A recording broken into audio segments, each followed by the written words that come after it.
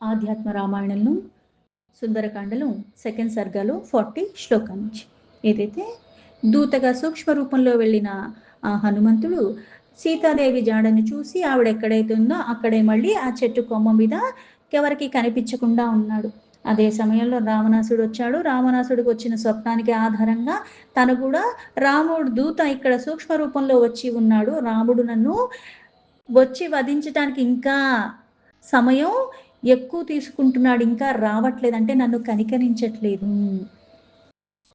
ఆ రామభక్తుడే కాబట్టి ఆ భక్తిలోనే ఉన్న కారణంగా కొన్ని ఏదైతే ఇంకా వేరే ఇతిహాస గాథల్లో చెప్పినట్టుగా కొన్ని కారణాల చేత మళ్ళీ ఇటువంటి జన్మలు తీసుకోవాల్సి వచ్చింది. అందుకే భక్తి ప్రపత్తులతోనే ఉన్నాడు. ఆ పరమేశ్వరుని ఎప్పుడూ పూజిస్తూ ఉన్నవాడే. అంటే కొన్ని కొన్ని స్వభావాల కారణంగా ఎలా అయితే కొన్ని కొన్ని జన్మల నుంచి కొన్ని వాసనల కారణంగా ఆ వాసనలు తొలగాలన్నా కూడా కొన్ని చేస్తూ ఉన్నప్పుడు కూడా ఇది చేస్తే తొలగిపోతుంది, ఇంకోటి రాదు అనడానికి వీల్లేదు. చేసినంతసేపు దాన్ని పట్టుకునే విధానంలో ఉన్నప్పుడు కూడా చేసాక కూడా నువ్వు ఎలా ఉంటున్నావో మళ్ళీ దాని ప్రభావం నీ మీద ఉంటుంది. అందుకే 24 గంటలు 365 రోజులు కూడా విచక్షణతో ఉండటము, అంతర్బాహ్య శుచి అన్నది ఎప్పుడూ ఉండాలి. గుణాతీతంగా ఉన్న పరమాత్మను గుణాతీత స్థితిలో నేను ఉండి పట్టుకుంటేనే నాకు అప్పటికైనా సరే మళ్ళీ ఇలా పట్టుకున్నాను కదా వెంటనే నాకు ముక్తి మోక్షం ఏం వచ్చేవు. అయితే ఇక్కడ ఇంత అనన్యమైన భక్తి అన్నీ ఉన్నప్పటికీ కూడా కొన్ని వికారాలకి లోబడి ఉన్న కారణంగా ఇక్కడ మళ్ళీ ఉపేక్షిస్తున్నాడు. అందుకని ఈ మాటల ద్వారా అయినా సరే సీతాదేవిని నేను బాధించేలాగా ఎప్పుడైతే మాట్లాడతానో ఈ దూత చూసి దూత త్వరగా వెళ్ళి మళ్ళీ ఆ రాముడికి చెప్తాడు. అప్పుడు అన్నా సరే త్వరగా వస్తాడేమో అని. మళ్ళీ రాముడిని దూషించినట్టుగానే మాట్లాడుతూ మళ్ళీ ఇక్కడ పైకి దూషించినట్టుగా ఉంటాయి. కాకపోతే ఇక్కడ మళ్ళీ ఆ పరమాత్మ తత్వాన్ని ఎలా అయితే అన్నిటికీ అతీతంగా ఉన్నవాడు, ఈ అన్నిటికీ అతీతంగా ఉన్నవాడు, సర్వవ్యాపిగా ఉన్నవాడిని పట్టుకోవడం అంత సులభమేమీ కాదు. తెలుసుకోవాలన్న కోరిక కలిగినంత మాత్రాన తెలిసేవాడు కాదు. ఎందుకంటే మాయా మోహాలతో కూడుకుని ఉంటాడు. తను మాత్రం తన ఆధీనంలో అన్నిటిని పెట్టుకున్నాడు కానీ మనం మాత్రం ముందుగా ఈ మాయా మోహాలకి లోబడిపోతూ ఉంటాము. ఇలా భయానికైనా సరే మళ్ళీ యోగమాయ రూపంలో ఉన్నది సీత. దీన్ని దాటగలిగితేనంటే మాయను నువ్వు ఎప్పుడైతే దాటుతావో అప్పుడు నువ్వు ఈ అనన్యమైన భక్తితో కర్మలు చేస్తూ కూడా కర్మ బంధనాల్లో ఉండవు. ఈ మాయను దాటడం అన్నది కూడా అంత సులభమేమీ కాదు. ఆ వికారాలు జడల్లాగా కట్టేసి ఉన్న మనకి అది తొలగించుకోవాలన్న తపన రావటమే కొన్ని జన్మలకు వస్తుంది. వచ్చాక కూడా మళ్ళీ దాన్ని పట్టుకోవాల్సిన విధానంలో పట్టుకోవటం, కొన్ని విడిచిపెట్టడం అన్నది కూడా కొన్ని నువ్వు చేస్తూ ఉంటే గాని దాన్ని మనము తొలగించుకోలేము.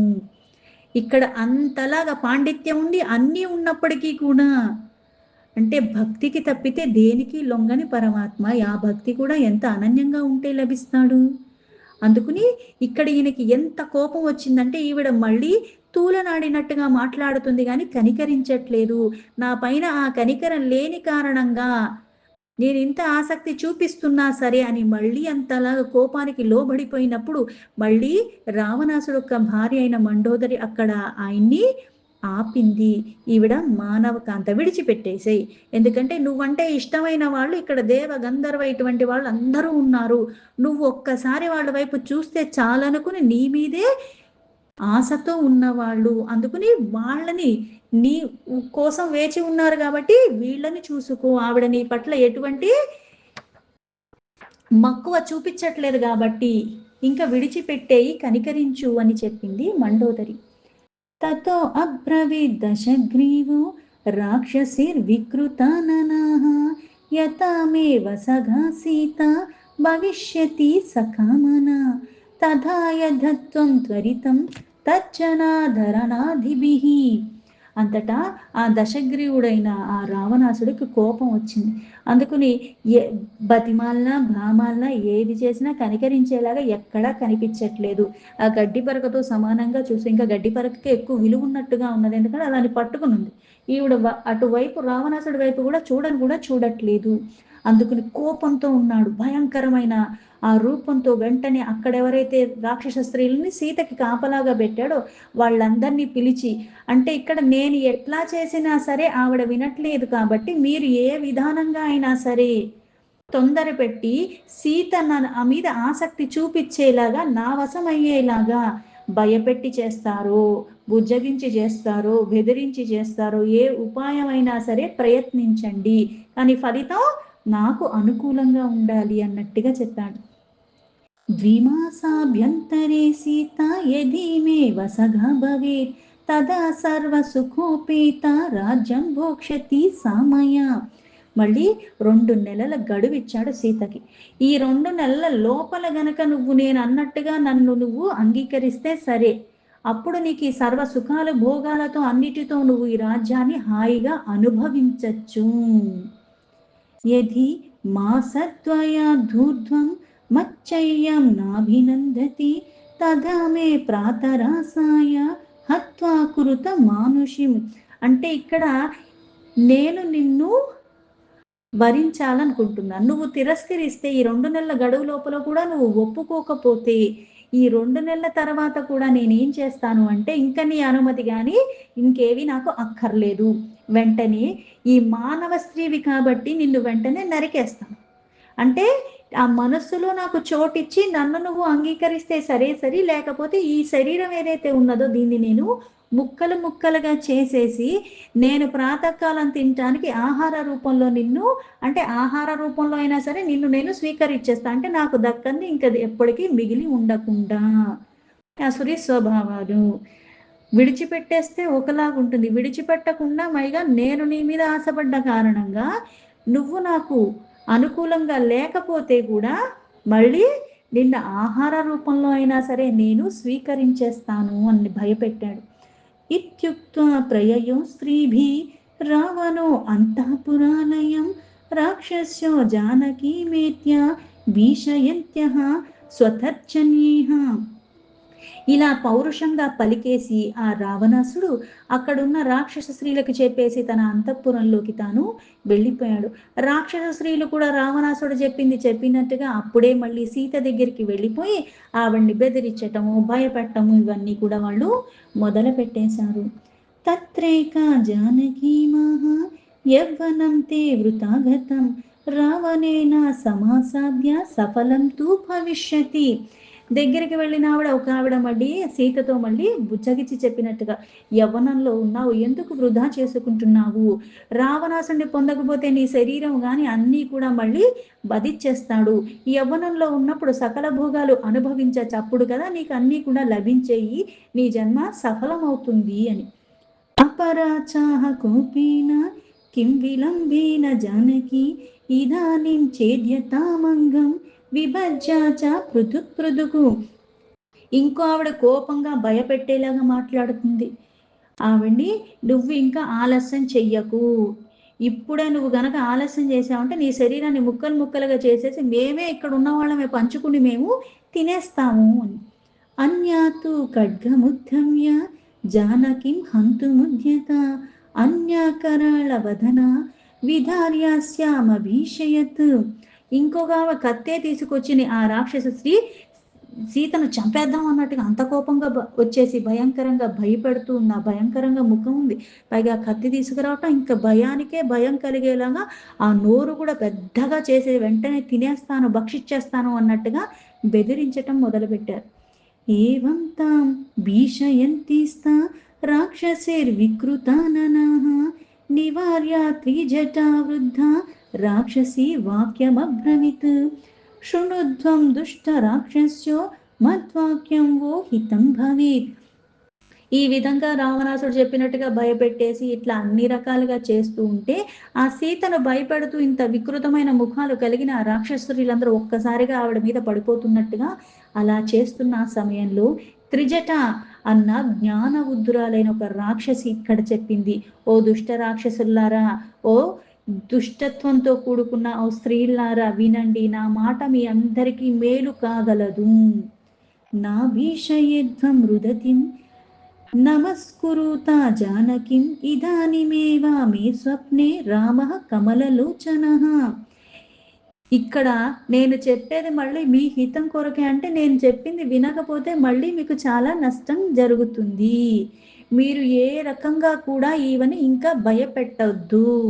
ఎందుకంటే ఇక్కడ అందరితో పూజింపబడే ఆవిడ, అంటే ఆవిడ గురించి తెలుసుకోండి. మీరు ఇప్పటికే చెయ్యరాంది చేశారు. ఇక మీదటన్నా అవన్నీ ఆపేయండి. ఇప్పుడే నాకొక స్వప్నం వచ్చింది. ఆ స్వప్నంలో కమలాల వంటి నయనాలు కలిగిన ఆ రాముడు తన సోదరుడైన లక్ష్మణుతో కలిసి ఉన్నాడు. ఆరుహ్యేరావతం శుభ్రం లక్ష్మణేన సమాగతః దత్వా లంకాపురీం సర్వాం హత్వా రావణమాహవే. ఈ రాముడు తన సోదరుడైన లక్ష్మణుతో కలిసి పైగా ఎక్కడున్నాడు అంటే తెల్లని ఐరావతం మీద ఎక్కి వచ్చినట్టుగా, పైగా మొత్తం లంకాపురినే దహించేశాడు. రావణాసుని యుద్ధంలో కూడా వధించేశాడు. ఆరోప్య జానకిం స్వాంకి స్థితో దృష్టాగమూర్ధని రావణో గోమయక్రాదే తైలాభ్యక్తో దిగంబరః. ఈ రావణాసుని చంపటమే కాదు, ఆ జానకీదేవిని తన ఒడిలో కూర్చోబెట్టుకుని పర్వతం పైన ఉన్నట్టుగా నేను గమనించాను. నా స్వప్నంలో ఇవన్నీ నేను చూశాను. రావణాసుడేమో నూనెలో అలా ఉండిపోయాడు దిగంబరుడుగా. అతనే కాదు, మళ్ళీ తన పుత్ర పౌత్రులు అందరూ కూడా వాళ్ళందరి ఆ కపాల మాలికలన్నీ కూడా ధరించి ఉన్నాడు. ఆగహత్ పుత్ర పౌత్రేశ్చ కృత్వా వదనమాలికాం విభీషణస్తు రామస్య సన్నిధౌ హృష్టమానసః. దిగంబరుడైన రావణాసుడు అలా నూనెలో ఉండి పైగా ఆ మెడలో ఇవన్నీ తన పిల్లలది తన మనవలది ఇటువంటివన్నీ కపాలికలు మాలలుగా ధరించి ఉన్నాడు మెడలో. పైగా విభీషణుడేమో రాముడు సన్నిధిలో ఉన్నాడు. ఆ విభీషణుడేమో చాలా ఆనందంతో ఉన్నాడు. సేవాం కరోతి రామస్య పాదయోర్ భక్తి సంయుతః సర్వదా రావణం రామో హత్వా సకులమంజస. నేనేదైతే స్వప్నంలో చూశానో అదే జరగబోతుంది. విభీషణుడికి సకల సుఖాలు ఆనందాలు లభిస్తాయి. ఎందుకంటే రామ పాదాలు ఎందే భక్తి కలిగి ఉన్నవాడు. ఆ రాముడినే మనసారా సేవించుకున్నాడు. ఇవన్నీ నేను నా స్వప్నంలో చూశాను. ఎన్ని విధాలుగా చూసినా సరే నా స్వప్నంలో కనిపించేవన్నీ కూడా రాముడు అవలీలగా రావణాసుణ్ణి వధిస్తాడని, రావణాసుణ్ణే కాదు తన వంశాన్నే నిర్మూలిస్తాడని అక్కడ నాశనం అవుతున్నట్టుగానే అక్కడ కనిపిస్తున్నాయి. విభీషణాయాధిపత్యం దత్వా సీతాం శుభాననాం అంకే నిధాయ స్వాపురిం గమిష్యతి న సంశయః. ఇక్కడ సర్వము నశించిపోవటమే కాకుండా లంకాధిపత్యం అంటే ఈ లంక అధికారాన్ని రాజ్యాన్ని కూడా విభీషణునికి ఇచ్చి ఆ శుభదర్శిని అయిన సీతను తన ఒడిలోకి చేర్చుకుని రాముడు మళ్ళీ తన నగరానికి చేరుకోగలడు. ఇందులో ఎటువంటి అనుమానం లేదు. త్రిజటాయ వచః శ్రుత్వా భీతాస్తా రాక్షస స్త్రియః తూష్ణీమాసంస్తత్ర తత్ర నిద్రా వసముపాగతాః. ఎప్పుడైతే త్రిజట తనకు వచ్చిందో స్వప్నం గురించి వాళ్ళందరికీ చెప్పిందో ఆ మాటలు విన్న రాక్షస స్త్రీలందరూ కూడా భయానికి లోబడ్డారు. ఒక్కసారిగా అంతా కూడా ఏదైతే ఇంత ఉత్సాహంతో సీతను భయపెట్టే ఇందులో ఉండిపోయిన వాళ్ళు ఒక్కసారిగా వాళ్ళకి బాధ వచ్చేసింది. అందరూ ఇంకా నిద్రకి వశం అయిపోయి అందరూ అలా పడిపోయారు, నిరుత్సాహపడిపోయారు. తర్చిత రాక్షసీభిః సా సీతా భీతాతి విహ్వల తాతారం నాదిగచ్చంతి దుఃఖేన పరిముచ్చిత. రాక్షస స్త్రీలు బెదిరింపబడి బాధకి లోబడి రాముడికి దూరమైనందుకే విలపిస్తూ ఉన్న ఆ సీత అక్కడ మళ్ళీ రక్షించేవారు లేక రాముడు ఎప్పుడు వస్తాడో అన్నది తెలియక దుఃఖంలో ఇంకా ఇంకా కలత చెందే ఉన్నది. ఆ కన్నుల నిండా నీరు నింపుకున్న సీత ఇంకా ఆలోచనతో ఇట్లా అనుకుంటూ ఉంది. ఆశ్రుభిః పూర్ణనయన చింతయంతి ధమబ్రవీత్ ప్రభాతే భక్షయిష్యంతి రాక్షస్యో మాం న సంశయః ఇదానీమేవ మరణం కేనోపాయేన మే భవేత్. అనుమానం ఏమీ లేదు, తెల్లవారేసరికి ఈ రాక్షసులను తప్పకుండా తినేస్తారు. ఎందుకంటే ఇప్పుడు వాళ్ళు చెప్పిన దానికి ఈవిడేమో అంగీకరించదు. అందుకని వీళ్ళు మళ్ళీ ఆ రాజకార్యం చెయ్యకపోతే వాళ్ళ కూడా గతి లేదు కాబట్టి నన్ను తెల్లవారేసరికి వీళ్ళు భుజించేస్తారు. నాకు ఇంకా వేరే ఉపాయం ఏదీ లేదు.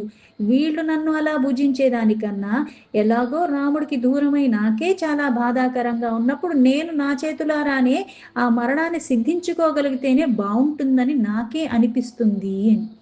ఏవం సుదుఃఖేన పరిప్లూత సా విముక్తకంఠమృదతి చిరాయ ఆలంబ్య శాఖాం కృతనిశ్చయామృతం నా జానతి కంచిధూపాయ మంఘనా.